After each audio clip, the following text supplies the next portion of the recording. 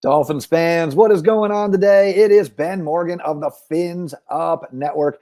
Recording this actually on Friday night, which was the final OTA session for the Miami Dolphins this year. Unfortunately, we're not going to have an all-encompassing report from that specific practice. No local media access was granted for that session. So rather today, I just wanted to do like an outright recap of OTAs. From the reports that we were able to get, from some of the nuggets that were dropped my way throughout the last couple of weeks, do an outright recap of that. And then obviously with mandatory minicamp coming up June 4th through 6th, do a little bit of a preview on that as well. A couple of things to keep your eye on as the Miami Dolphins remain on the practice field. And like I said, June 4th through 6th is mandatory as well. So we should be seeing some full squad action. Before we jump into everything in today's video, I got to hear from you. Your thoughts on the things that you were potentially able to learn during OTAs, what you're looking forward to in minicamp. Go ahead, drop them in the comments. If you haven't gotten subscribed yet, I would greatly appreciate it if you did so. Thank you to all those that already have. It is greatly appreciated. But like I said, no media access on Friday. And this first thing I'm going to talk about, I don't want to spend a terrible amount of time on it. It's more of a little bit of a theory that I have, just something I kind of want to get off of my chest.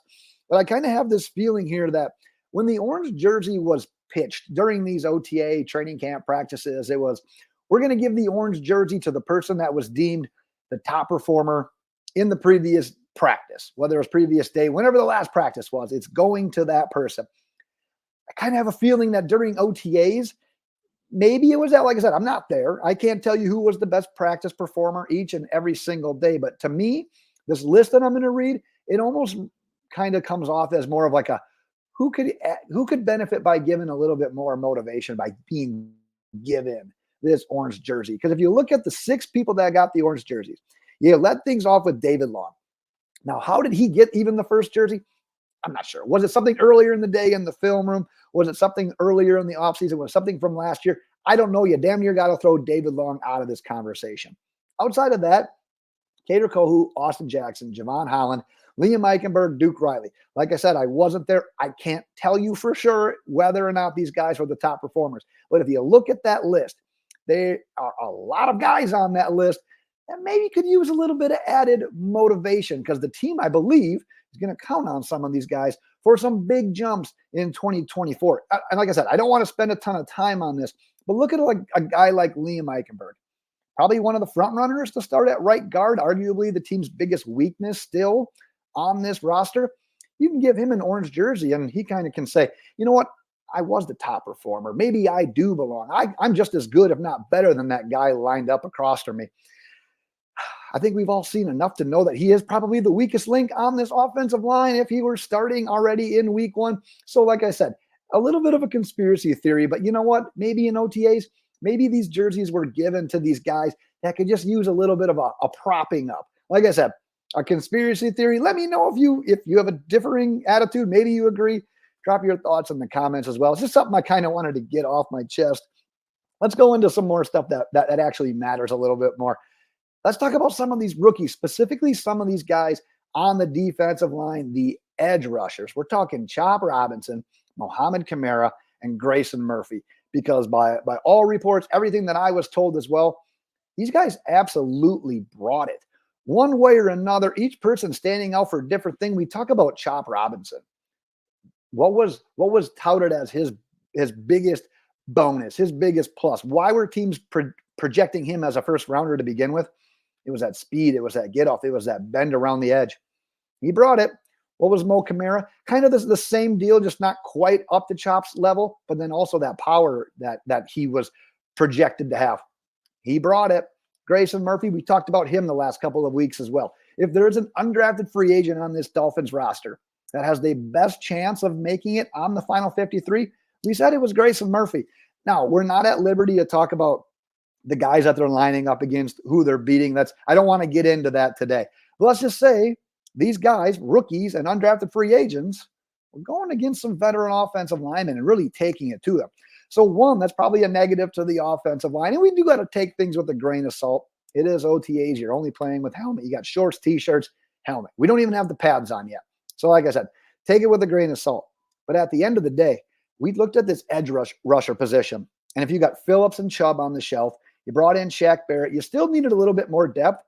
Well, if Grayson Murphy makes this team, you got 3 more guys to the point where depth probably isn't going to be an issue. And we're looking at guys where if Phillips and Chubb have to stay on the shelf a little bit longer into the season, maybe we got some guys that are ready to go getting these reps against these veteran caliber offensive linemen in the NFL. So like I said, take things with a grain of salt, especially on that offensive, defensive line. Just know that Chop Robinson, Mo Kamara, Grayson Murphy made their presence felt here in these OTA sessions. Let's talk about the wide receivers, because obviously our boy Jaelan Waddle just got his contract extension. You got Tyreek Hill, you got Odell Beckham Jr., you got the Washingtons that we drafted in Malik and Taj. You got Eric Ezukama, you got Braxton Berrios, River Craycraft. That's not even everyone in this wide receiver room. That's probably, in my opinion, like the top 8. It is a loaded wide receiver room, because how many of those guys are we going to keep? 6, maybe 7? So at the end of the day, you're looking at like, who can you potentially stash on the practice squad? Who maybe is a trade candidate? And quite honestly, I could talk about this positional group ad nausea, quite honestly. But if you look at who can you maybe stash on that practice squad, I look at a guy like potentially a River Craycraft. The NFL knows exactly who River Craycraft is. And that's not a slight to River Craycraft. There's a place in the NFL for him. What he provides as a security blanket to quarterbacks, guy with good hands, a guy that's not scared to get in there and block, there's a spot for him. But if you put him on your practice squad, I don't necessarily see him getting poached the way one of the Washingtons would. And I don't think we're going to put Malik Washington on a practice squad, or a guy like Eric Ezukama. So that brings you to, if we can stay healthy throughout the offseason, not every NFL team is going to stay healthy at wide receiver. Could we potentially trade one of these guys? Well, if you look at the likely trade guys, I'm kind of in between Braxton Berrios, Eric Ezukama. And quite honestly, Eric Ezukama doesn't even really have any regular season film to put out there. So you're probably not going to fetch much of anything for either of these guys the way it is. But at the end of the day, we're talking about a guy that's either going to get buried on the depth chart or potentially even placed on the practice squad. So if you can get, I don't want to say anything, but if you can get some sort of return for a guy like Braxton Berrios and not have to have him buried on your depth chart, because we've got guys that can play that slot role now. The 2 rookies that we brought in, you brought in Odell Beckham Jr. If Odell kicks to the outside, you can bring Tyreek or Jaelan Waddle into the slot. We've got options now. It's almost like we've got some duplication. I don't want to say that outright because everyone's a little bit different in this room. But at the end of the day, if we can stay healthy, we could potentially get away with maybe trading one of these guys. Like I said, we're not going to fetch any early round, early day draft capital from any of these guys that we would be willing to trade. But at the end of the day, at least something to keep an eye on. Let's talk about one of those free agents that we did bring in, because I've always been a fan of Jordan Poyer. Quite honestly, bringing him in when we did, though, it's like, is it a little too late? He's 33 years old. You'd have loved to have him 2 to 4 years ago. Regardless, though, what we have been told about Jordan Poyer is that this guy almost seems rejuvenated to the point where if he can just stay healthy, we've seen what he's capable of doing on the field. And what this guy right now, his motivation is super high, because we talk about guys in the NFL that there's certain guys that want to get paid and there's certain guys that really want to win. Well, Jordan Poyer has already been paid. He truly wants to win. Now think about where he's coming from as well. You got Buffalo. You get to play him twice a year. Highly motivated in those games alone. But if this dude can win, and I'm talking about even like playoff games, Super Bowl, if he can do that in Miami, talk about just riding out on the sunset right there. But it's not even just what he does on the field. It's that leadership that he's already bringing. The dude is apparently going at it like crazy during OTAs, but not even just what he's doing on the field, the mentoring, the leadership that he's giving to guys like Nick Needham, who are trying to kind of make that transition from nickel cornerback back into safety, and having a veteran guy like Jordan Poyer to really ease with that process when you don't have a defensive coordinator that's been there all that long. We're on to what? Defensive coordinator 3 in as many years? You don't have that one common voice talking to guys like Nick Needham. So if you got a guy like Jordan Poyer, who's 33 years old, got tons of experience at the NFL level, that can go a long ways for this. So we need good locker room guys. We need good leadership guys. It's not just what Jordan Poyer does on the field. but it's that leadership that he is so far showing that he can do during these OTA sessions. All right, let's talk about one of those young defensive backs now, because I've talked a lot about Cam Smith. I am a Cam Smith believer, but at the end of the day, we're looking at what he did last year, and it was essentially a redshirt season. So it's what was he able to pick up from film, from watching guys like Xavier Howard, Jaelan Ramsey, because he didn't get the actual reps in the game. Obviously, he got training camp reps, preseason reps, but at the end of the day, the actual full speed NFL reps, he doesn't have yet. So can he get that this offseason? Can he be a guy that's can relied upon later in this season? I just shouldn't have said later in the season. At some point this season, because if he can, you can put him at the boundary with Kendall Fuller. And I've talked about this before as well.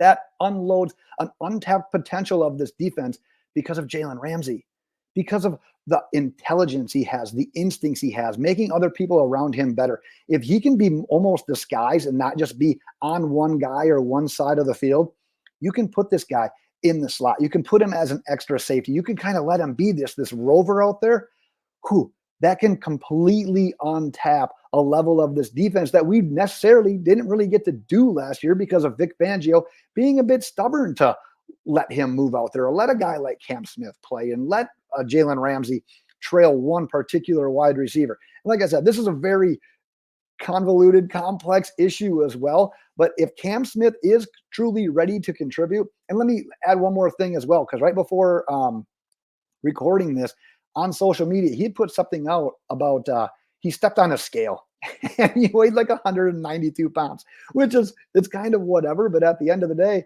kind of shows like, dude, if that's all muscle, if that's all good weight, one of the things, he was a slender guy. He was a slightly built guy. If he can add that kind of weight while maintaining his speed and athleticism, that just shows that, man, he is committed. He is committed to taking those next steps, to being able to be trusted with those meaningful snaps. So we'll see how his attitude is. We'll see how he is mentally, and hopefully that can match what he's kind of been projected and hyped up. He was a second-round pick for a reason. But, man, if he's ready to contribute, you're looking at being able to unlock Jaelan Ramsey on a whole new level for this defense. All right, let's tackle one more thing here. Sorry if there was any jumpiness. I had to pause real quick. But the thing that I want to tackle here at the end, it's if you look at what's, like I said, what's that one weakness? If you had to say, what's the Miami Dolphins' biggest weakness right now heading into the 2024 NFL season? For my money, it's the right guard position. Like I said, in the comments, if you disagree, if you've got a different candidate, go ahead and drop it in the comments. But if you look at what's happened during OTA so far, Liam Eichenberg has basically admitted and said, you know, I'm getting the snaps at center, but it's probably going to be short-lived. Once Aaron Brewer comes back, he's going to get those spots, those snaps at center. I'm kicking back to guard, which is likely going to be right guard. You could probably throw another guy like Robert Jones into this mix as well, but for my money, for the biggest thing right now, it's likely Liam Eichenberg and Jack Driscoll, the primary competition for that starting right guard spot. Now, if you look at maybe, I don't want to call it a missed opportunity, because if the Dolphins wanted him, they likely would have got him.